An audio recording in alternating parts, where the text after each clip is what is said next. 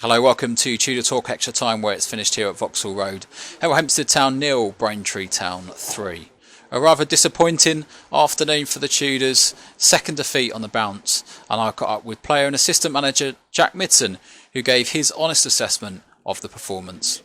Jack, a disappointing defeat this afternoon, second defeat on the spin. What do you make of that performance tonight? Obviously very disappointed with the result. I think the scoreline slightly flatters them, but they deserve to win the game. They had more work rate, energy, a bit more desire, a bit more creativity. They deserve to win the game, so we've only got ourselves to blame. Obviously, I know this afternoon the conditions weren't great. The rain was coming down all game. I know it's the same for both teams, but would that have played a part in today's game? No, I don't think so. It's no excuse really. Whether it's dry or not, we didn't do things in the right areas. We've had a good week's training. Sammy has backed the players, and he backs them up every week, even when we lose. But no, we can't do it today. They've got to stand up and be counted. We've given them all the information during the week. Had a really positive training week, and then when they go over the line, they've got to do it, myself included. Very disappointing. It's not a crisis, but we got to sit down and have some honest chats with some people. A few people not good enough. We all need to kick up the backside. Looking at both defeats, then, as two games as a whole, are there players in that team that have played both games that just simply haven't performed? Yeah, and we try and find a shape. We want to find a shape that suits us, and a starting 11. We haven't found that. We haven't found that yet. Maybe earlier on in the season we was getting away with it with some good finishes, a bit more desire. Maybe there's a few players that need to come out of the team, out of the squad, and some fresh faces coming in. It's unfortunate, but that's football. We might have a chat about that in a sec. And then second half, obviously there was a change in shape. You came on. We looked like early on in that second half that we were pushing for the equaliser. I think Cunnington had an opportunity cleared off the line, and then they go and catch us on the counters. That must have been a sucker punch. Yeah, and we can't keep saying it every week. We've had a lot of chances. We always create chances. We've got to put them away. And you can't blame the defenders for having a pop at the forward players and saying we need to score them goals.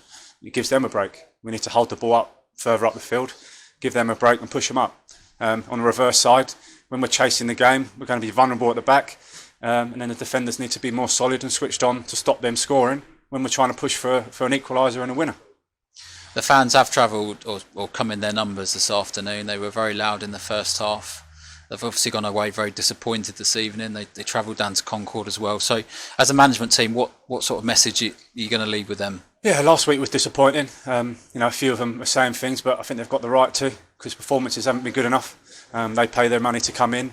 They want to see a performance. We're not delivering over the last two games. All we can do now is get together and make sure we show that passion and deliver it ready for the next game. We've got a little break from the league. If we won today, it would have been a positive break. Now it's not. Now we'll be chomping at the bit to play another game and put it right. But maybe that gives us time to get on the training field, try and find a shape and a starting 11 that's going to work. And like I said, there might be some fresh faces that actually deserve to play now.